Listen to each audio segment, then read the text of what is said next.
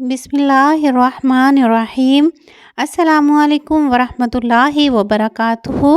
Welcome back to my channel cooking with Malik family. Viewers, कैसे हैं आप? उम्मीद करती हूँ आप बिल्कुल ठीक ठाक होंगे। और आज मैं लेकर आई हूँ आपके लिए बहुत ही मज़ेदार, बहुत ही यमी और बहुत कम मसालों से इतना डिफरेंट तरीके का मटन पुलाव की रेसिपी। इस रेसिपी को आप चिकन के साथ भी बना सकते हैं, बीफ के साथ भी बना सकते हैं।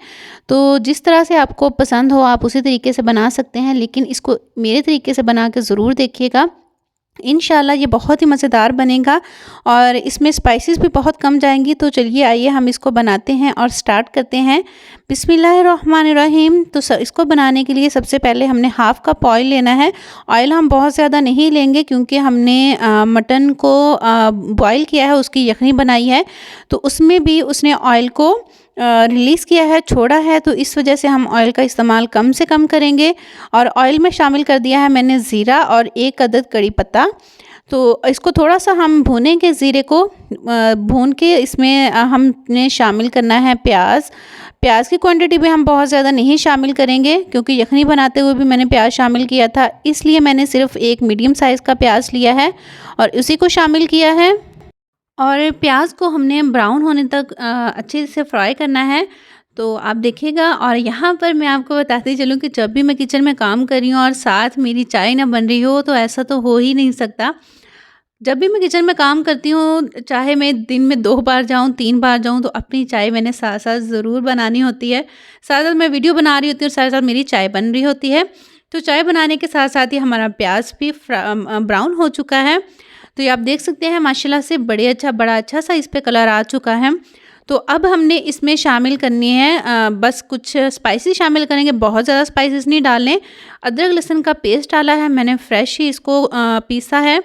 तो इसको हम डाल देंगे और इसकी हम भुनाई करेंगे 3 से 4 मिनट, ताकि अदरक लहसुन की का जो एक कच्चापन होता है वो ख़त्म हो जाए और बहुत अच्छी सी खुशबू आने लग जाए। तो फिर हमने इसमें शामिल करने हैं टमाटर।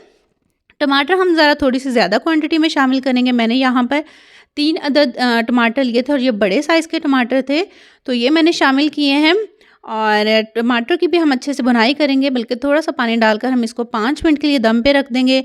और दम पे रखने के बाद देखिए माशाल्लाह से बहुत अच्छे से सॉफ्ट हो चुके हैं।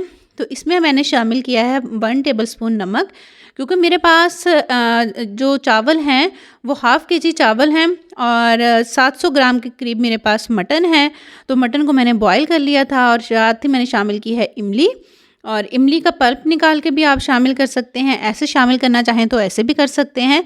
और साथ ही मैंने यहाँ पर डाल दिया है इसमें मटन।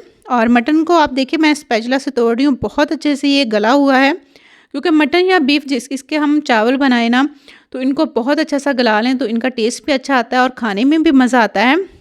तो यहाँ पर ये देखिए माशाल्लाह से मटन की जो यखनी है वो भी ज़बरदस्त तरीके से हमारी रेडी हो चुकी थी। तो हमने इसमें यखनी ही शामिल करनी है, दूसरा आप पानी शामिल ना कीजिएगा, क्योंकि सारा ही टेस्ट मटन का इस यखनी के अंदर है। और यखनी में मैंने साबुत मसाले डालकर और अदरक लहसुन डालकर और प्याज डालकर इसकी यखनी बनाई थी। तो ये देखिए माशाल्लाह से यखनी मैंने डाल दी है। और स्पाइसेस आप देखिए सिर्फ मैंने नमक डाला है, कोई और इसमें मसाला नहीं शामिल किया, कोई मिर्च शामिल नहीं की। कभी इस तरह से चावल बना के देखिएगा। लेकिन हम स्पाइसेस में एक चीज़ अभी शामिल करेंगे जो हमारे चावल को बहुत ही ज़बरदस्त बनाएगा, ये है धनिया पाउडर। धनिया पाउडर डाला है, साबुत गरम मसाला नहीं डाला मैंने। और जो स्पाइस के लिए है, मिर्ची के लिए है कि हम इसको किस तरह से थोड़ा-सा चटखारेदार बनाएँगे, तो वो भी मैं आपको इंशाल्लाह बताऊँगी। लेकिन आप जिस तरह से मैं शामिल करूँगी मिर्ची को, आप भी उसी स्टेज पर कीजिएगा, इसी तरह कीजिएगा, इंशाल्लाह इनका टेस्ट इतना ज़बरदस्त आएगा। तो ये देखिए, ये 7 से 8 मैंने सब्ज़ मिर्चें ली थी, क्योंकि ये बहुत ज़्यादा तीखी वाली नहीं थी। अगर आपके पास तीखी वाली हैं तो फिर आप कम डालिएगा। ये हमने दम देने से थोड़ी देर पहले ही शामिल करनी है, बहुत देर पहले शामिल नहीं करनी, क्योंकि सब्ज़ मिर्चों का अपना एक टेस्ट होता है, वो ख़त्म हो जाता है। तो हमने उसे ख़त्म नहीं करना, तो इसलिए दम देने से थोड़ी देर पहले हम सब्ज़ मिर्चें शामिल करेंगे। साथ ही टमाटर और लेमन शामिल किए हैं मैंने। बस इनको मैं मिक्स करूँगी और अच्छी तरह से मिक्स करके हम इसको दम लगा देंगे। दम हमने कितनी टाइम का लगाना है वो अपने चावल के हिसाब से आप लगा सकते हैं। तो मैंने यहाँ पर इनको 15 मिनट का दम लगाया था। और ये माशाल्लाह से बहुत ही ज़बरदस्त चावल बने थे। तो आपने भी इसी तरह से चावलों को अच्छे से दम लगाना है ताकि हमारे चावल अच्छे से गल जाएँ। इस स्टेज पर आपने इसमें नमक चेक कर लेना है। अगर आपको नमक कम लगे तो आप नमक और शामिल कर लीजिएगा। तो माशाल्लाह से माशाल्लाह अल्हम्दुलिल्लाह देखिए हमारे माशाल्लाह से मटन पुलाव बहुत ही मज़ेदार बन के रेडी हो चुका है और ख़ास तौर पर ये सर्दियों में बहुत ही मज़ेदार लगता है।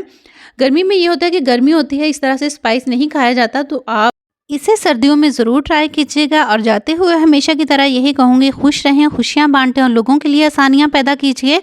अपनों के लिए जब भी कुछ बनाएं दिल से बनाएं, प्यार से बनाएं, उसमें ढेर सारा प्यार शामिल करें, तो वो चीज़ माशाल्लाह से बहुत ही ज़बरदस्त बनती है। अपना बहुत सा रखिएगा ख्याल, मेरा कीजिएगा इंतज़ार। मैं आऊँगी इंशाल्लाह नई रेसिपी के साथ। तब तक के लिए अल्लाह हाफ़िज़।